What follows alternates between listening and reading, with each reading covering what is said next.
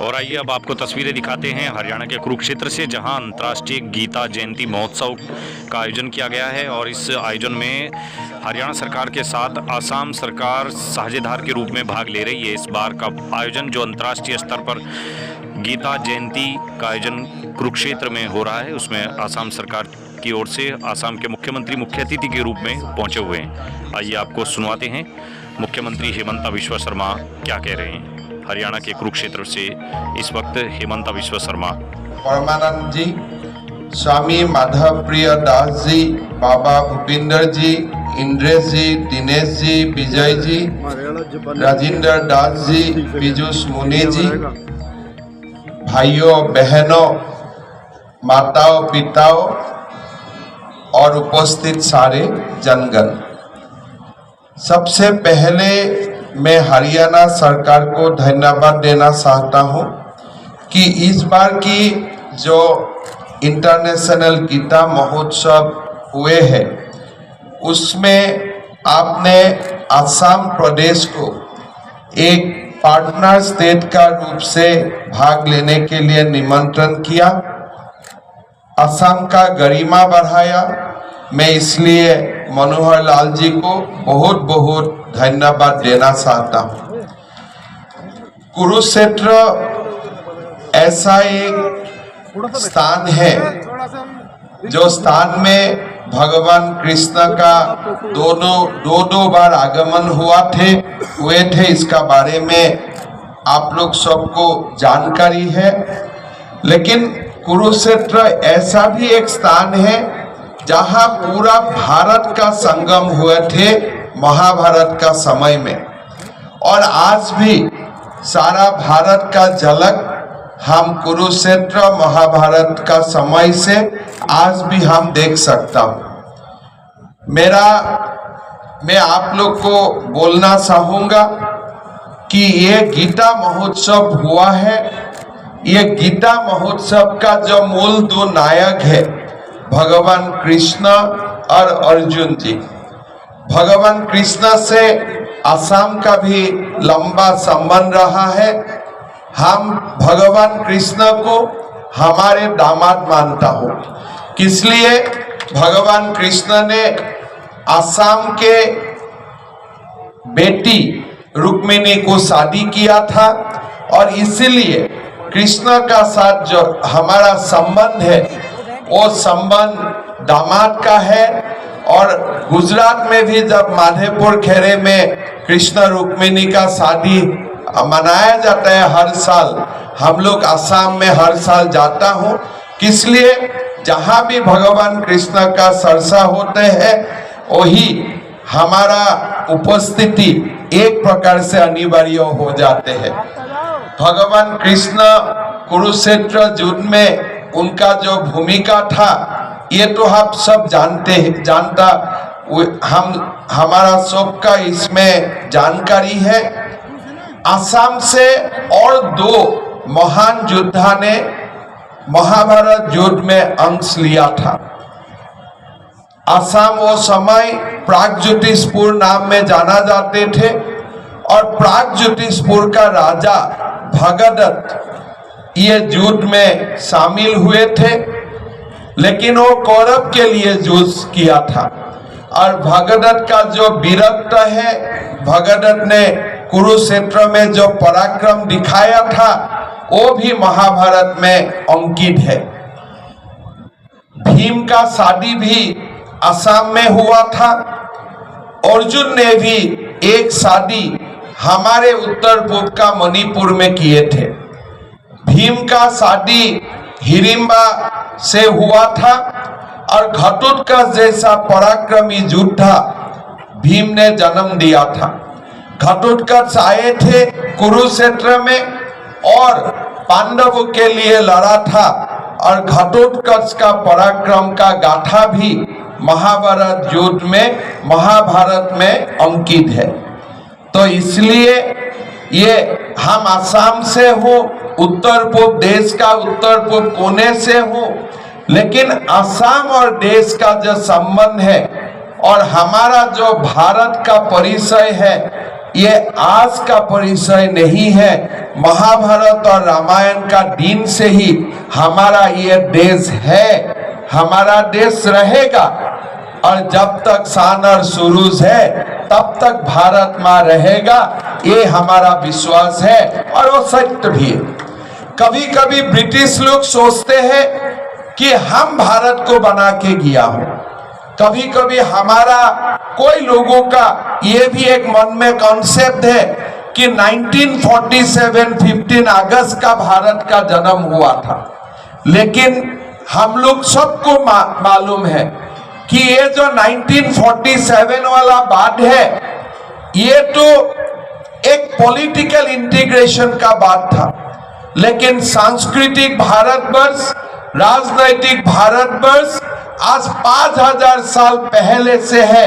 इसीलिए हम लोग मान के चलता हूं कि भारत कोई नेशन स्टेट नहीं है, भारत एक सिविलाइजेशनल स्टेट है और सिविलाइजेशनल एक प्रदेश है, एक सिविलाइजेशन का ऊपर निर्भरशील देश है।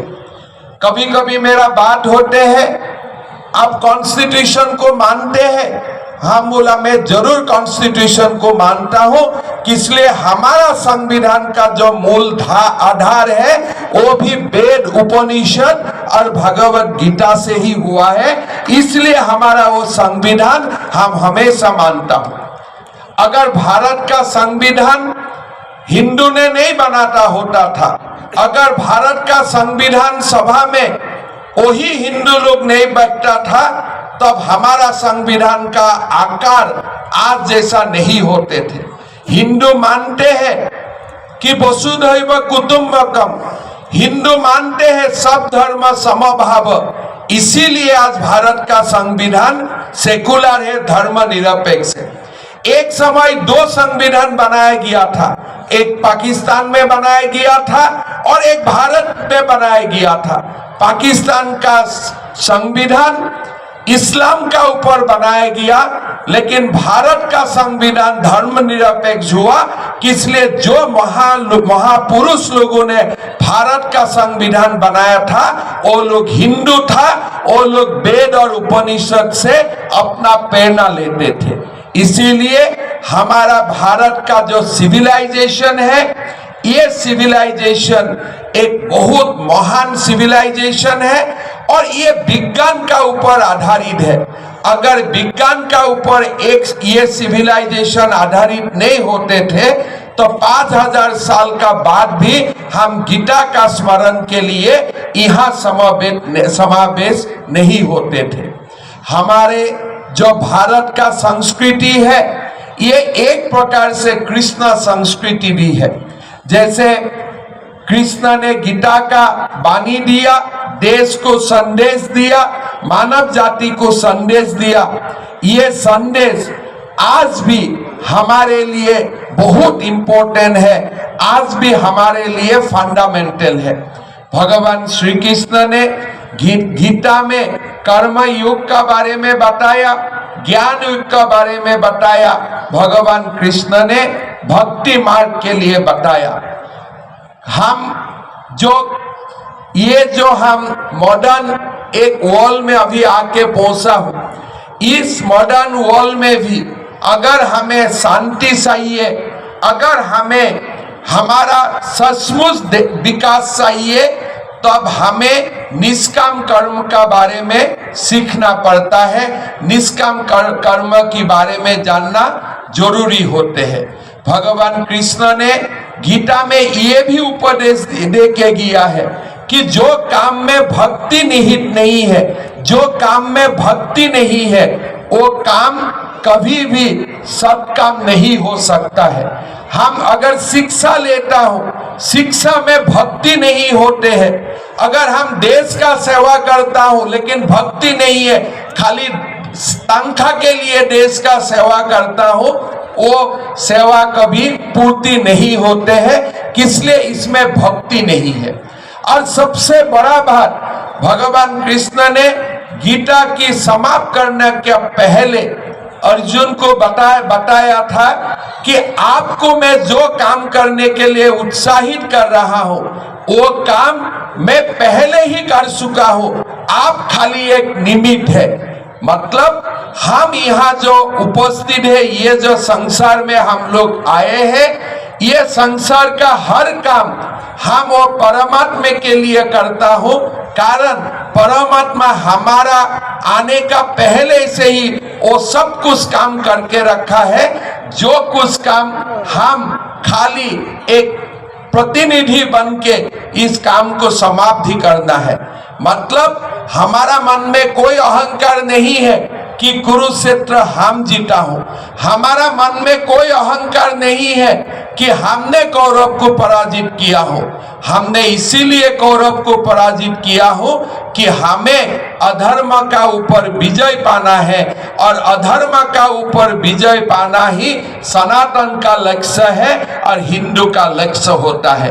आज प्रधानमंत्री नरेंद्र जी मोदी जी का नेतृत्व में यही अधर्म का ऊपर धर्म का शासन बने, इसका ही एक आकार आज देश में बन रहा है।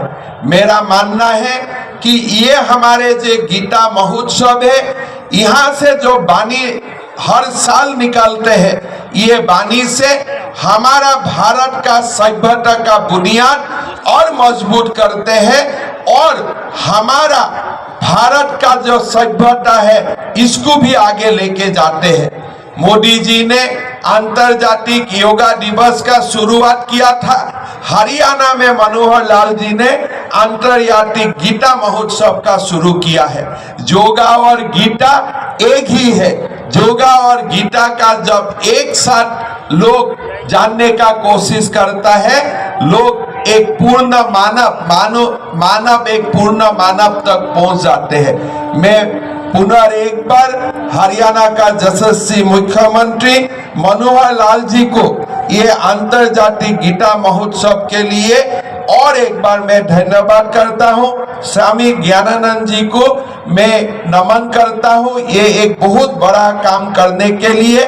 और मैं आशा करता हूँ आज जो 1.5 करोड़ लोग 2 करोड़ लोग आज गीता महोत्सव का दिन गीता का एक प्रवचन या गीता का 3 श्लोक हमारा सब साथ मिलके यहाँ हम लोग एक बार स्मरण कर रहा हूँ। देश में एक बार ऐसा समय होगा, ना हिंदू ना क्रिश्चियन ना मुसलमान, सब लोग स्कूल में कॉलेज में अपने जीवन में गीता को समाहित कर लेगा। और जब गीता को समाहित कर लेगा, वो ना हिंदू बनेगा ना मुसलमान बनेगा ना वो क्रिश्चियन बनेगा, वो पूर्ण मानव बनेगा। एक प्रकार से वो मानव बनेगा जिसका परमात्मा का शरण में जगह भी मिलेगा। ऐसा हमें जीवात्मा मिलने का हमारा गीता से ही रास्ता प्रशस्त होगा। पुनः एक बार मैं आप लोग सबको धन्यवाद देते हुए मैं मेरा वाणी का विराम देता हूँ। बहुत बहुत धन्यवाद। भारत माता की जय। बहुत बहुत आभार परम आदरणीय मुख्यमंत्री अहम श्री हेमंत बिस्वा शर्मा जी।